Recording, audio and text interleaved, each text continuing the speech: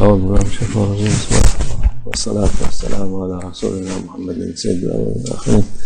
مدد يا رسول الله، مدد يا سادة أصحاب الرسول، مدد يا مشايخ الدستور، ولا شاء الله فازنا سنشوف محمد محمد طريقتنا الصحبة والخير في الجمعية. أعوذ بالله من الشيطان الرجيم. بسم الله الرحمن الرحيم. اعوذ باللہ من الشیطان الرجیم، بسم اللہ الرحمن الرحیم. وتعاونوا علی البر والتقوی ولا تعاونوا علی الاثم والعدوان. اللہ عز و جل کا حکم ہے ہمیں کہ ہم ایک دوسرے کی مدد کریں اچھے کاموں میں اور عبادت میں، خاص کر جب کوئی مدد کے لیے کہے اس کی مدد کریں، اس کے لیے اچھائی کریں. اللہ ان کو اجر فرماتا ہے جو مدد کرتے ہیں اور ان کو ثواب عطا فرماتا ہے.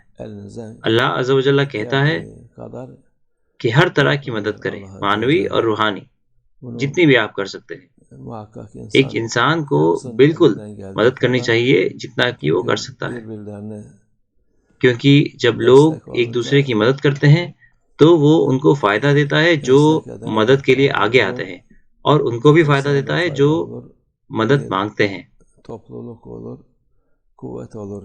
تو ایک بھائی چارہ ہوگا اور طاقت ہوگی، اس میں معنوی اور روحانی دونوں طرح کی طاقت ہوگی لوگوں کے لیے، مسلمانوں کے لیے اور ان کے لیے جو اچھائی کرتے ہیں.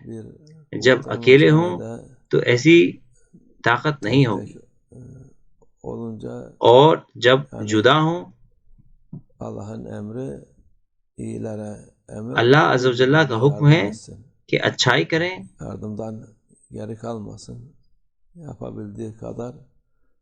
اللہ عز و جل کا اچھے لوگوں کو حکم ہے کہ ایک دوسرے کی مدد کریں، اس میں پیچھے نہ رہیں، جس سے کہ آپ اللہ کی رضا پائیں اور اللہ کا حکم ماننے کے لیے لوگوں کو جتنا ہو سکتا ہے اتنا کرنا چاہیے.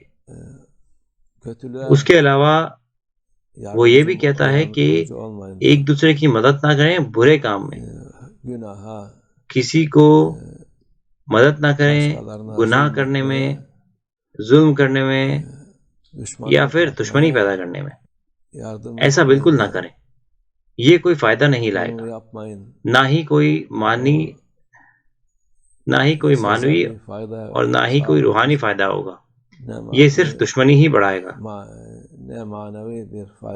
کوئی فائدہ نہیں ہے کہ آپ کسی کی مدد فرمائیں جو پہلے سے ہی ظلم کر رہا ہو.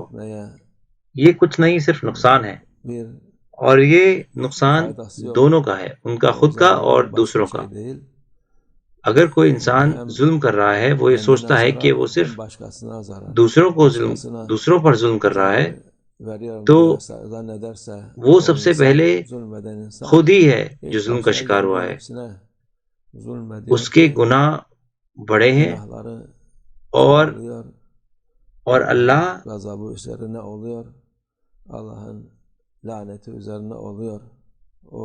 کا غصہ اس تک پہنچتا ہے.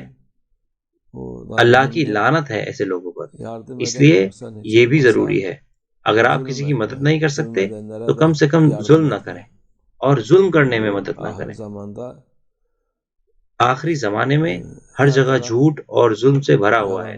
بہت سارے لوگ ہیں جو کہ ظالمین کے ساتھ ہیں اپنے مفاد کے لیے. انہیں نہیں پتا کہ اس سے کوئی فائدہ نہیں آ سکتا ظلم کرنے سے. یہ کچھ نہیں، صرف نقصان ہی ہے. اللہ عز و جل ہماری حفاظت فرمائے. اللہ عز و جل ہمیں اچھے میں سے بنائے اور ان میں سے جو کہ اچھائی کرتے ہیں.